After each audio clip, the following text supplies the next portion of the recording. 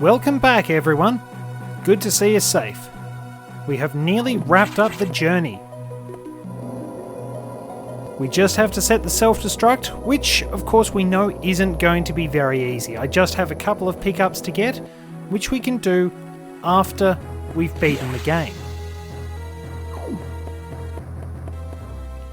I went and grabbed a whole lot of stuff, so I have plenty of equipment, but that may not be enough based on the final boss fight. Unfortunately, first time trying to do this, I wound up getting stuck in a corner and comboed by the screw attack, which chewed off half my health really quickly and left me pretty vulnerable, because I'm terrible at it. So what you're seeing now is take 2, and hopefully I'll do better. Having discussed everything in the previous episode, don't think there's too much more to say. We just have to get the job done.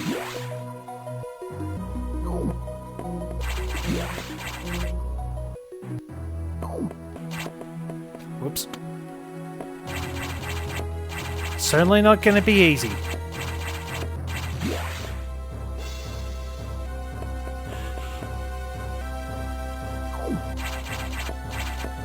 But then again, there'll be plenty of difficulty in life, so gotta take on those challenges, and the satisfaction of completing a difficult challenge, getting that little bit better, is something incredible.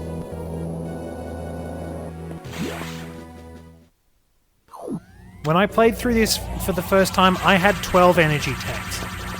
This was difficult.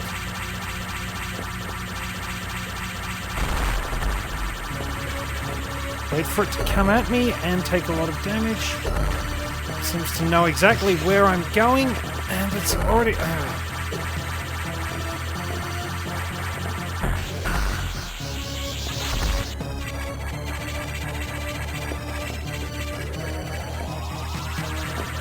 If I can get in this sort of cat and mouse loop...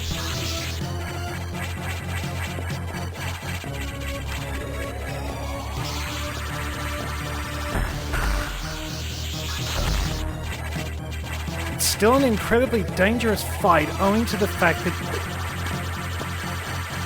you are very vulnerable to the ice beam.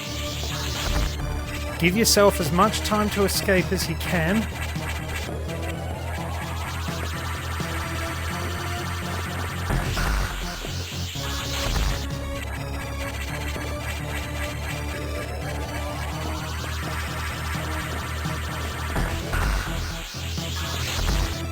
Quick transition between each attack.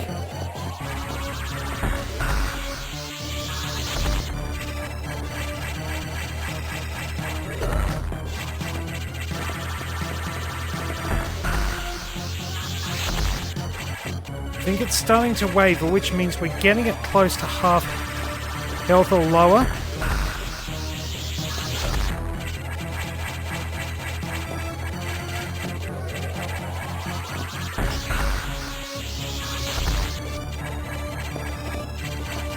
It's just a lot of tension, so if I go quiet, it means I'm concentrating. I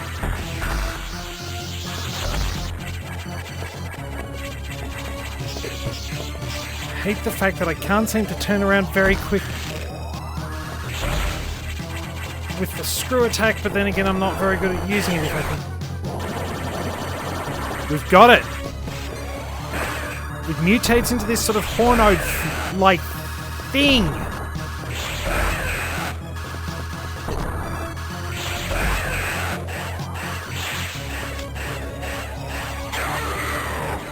Then that turns into the Ice Beam Core X.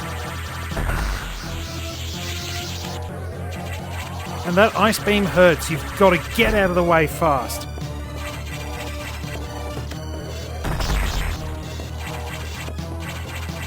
This... Whoops. This bit can... Alright, just a couple more. Got it.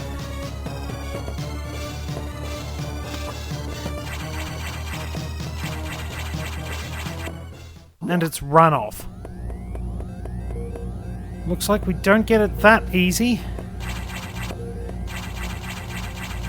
But all we can do now is go into the operations room. Here we activate the supercomputer. Destination, planet SR-388. Amazing how Samus can do that so quickly. And here's a fairly familiar sound.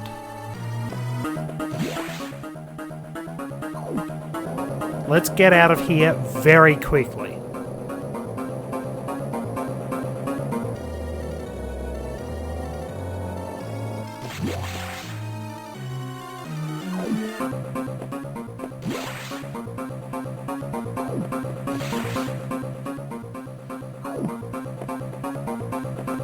Gonna take the time to top up though.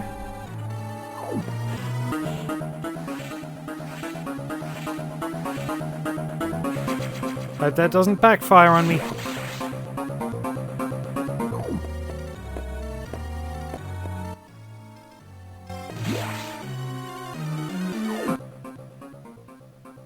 No, I am going the right way.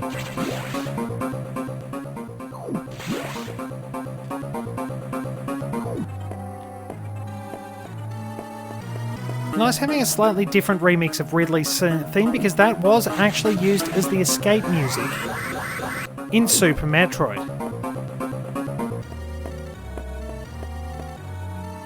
We'll have to go in there at some point, but I think we know where that leads. What's happened here? We've made it into the docking bay and... oh no. There is an Omega Metroid. A single claw swipe knocks us down to really low health. Interestingly, Omega Metroids could fly and were immune to the ice beam in Metroid 2. They've since been retconned to be this large, whatever this thing is, that is actually vulnerable to the ice beam. But the SAX, as we've seen, has tried to kill it. And we've got a brand new suit. Now,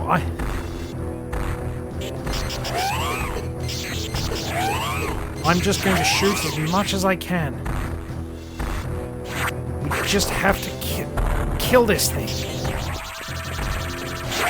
It is still entirely possible to die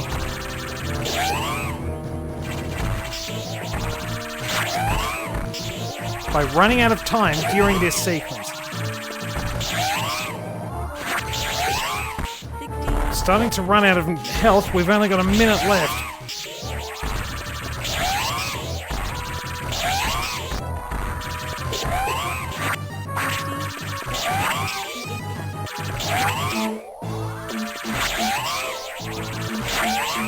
Beginning to think being reckless was a bad idea.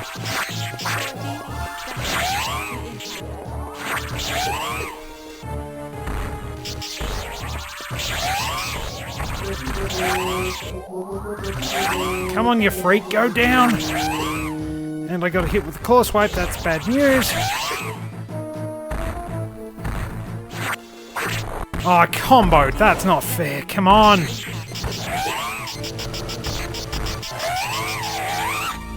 Okay, it's dead, I'm nearly dead. 10, 9, 8, Please don't tell me. 6, 5, 4, 3, 2. I thought I was going to die during the escape sequence. Somehow we got out of there alive. I really shouldn't have got out of there alive. I went in like Rambo right at the end, and it nearly killed me. That was dumb. And there we have our beautiful orange suit, which becomes the phase-on suit if you link Metroid Fusion to Metroid Prime. That perfect military mind. The wisdom of Adam Malkovich continued to serve even after death. Until today, I had no idea that the minds of leaders and scientists were frequently uploaded to computers. My incredible reunion with Adam may have saved the universe. But how will the beings of the universe view our resolve? I doubt they will understand what we did. The danger we barely averted. They will hold tribunals and investigations. They will hold us responsible. Adam understood this, and he spoke to me in my anger. Do not worry. One of them will understand. One of them must. I've reflected upon his words, and I see the wisdom in them. We are all bound by our experiences. They are the limits of our consciousness. But in the end, the human soul will ever reach for the truth. This is what Adam taught me. Just one detail still bothers me. This ship can only be started manually. Yet before I faced the Omega Metroid, the ship moved on its own, guided by someone's hands. Is it possible? Adam? Lady, what's troubling you?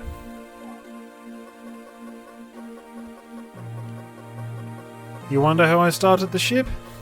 Just think about it. They lent me a hand. And there we go. Our friends from Super Metroid, the Etakuns and Dakoras, have once again come to our aid. Little kindness goes a long way. And there we go. That wraps up Metroid Fusion. It's been a pleasure going through this. I definitely think I should be playing it again just to sharpen my skills, because it's fun. It's a good game with plenty of challenges, some amazing atmosphere. The music, as I've said, is on point. The level design is fantastic, that sense of atmosphere that you're always being outgunned, that you have to be careful. It's brilliant. I think it's probably been held in a better light since Metroid Other M accentuated the negatives of this sort of style. Fusion does everything right, I'd say. As much as it can, anyway. It's very different for a Metroid game, but it is always worth giving it a go. I didn't actually get to play it until earlier this year, if I'm going to be honest. It had been the first Metroid game my brother played. He'd always recommended it, and I thought, I've got an opportunity to give this a try. I'm going to play it. And I'm very glad I did. I'd heard bits and pieces of the music along the way, but it's really stuck in my mind. I've enjoyed this game. I enjoy the design behind it that makes it such a powerful narrative, as I've elaborated on in the previous episode. It would be nice having something follow on from this, because you have an amazing story. Let's face it, Samus could effectively be a wanted criminal. And let us pay our respects as the name of Satoru Iwata has scrolled across the screen. There's an amazing story that could follow this.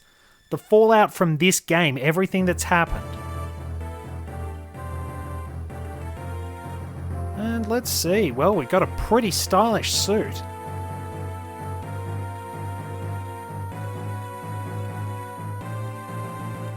But really, there is a lot that could follow on from this. A bit longer because I actually went and took the time to find all those items. Not too shabby, really. And that sums it up pretty well. We have an amazing story that really does need to be followed up upon. From a really good game, there are so many ways it could go. I would be interested in a story that maybe retcons Other M a bit and actually allows us to see Adam Malkovich in a much more positive light. That would be pretty interesting, and admittedly, given their tangles in Super Smash Bros., part of me wants to see Samus and Captain Falcon hunting bounties together, which probably won't happen, but a lot of potential coming from this game. I really do recommend playing it and taking the time to savour what it can do. Thank you very much for joining me all throughout this. It has been a real pleasure bringing this to you, and I think I've grown a bit more confident at this game. I feel I'm slowly coming into my own. Anyway, as I always close it out, stay safe, be good to one another, and I'll see you next mission.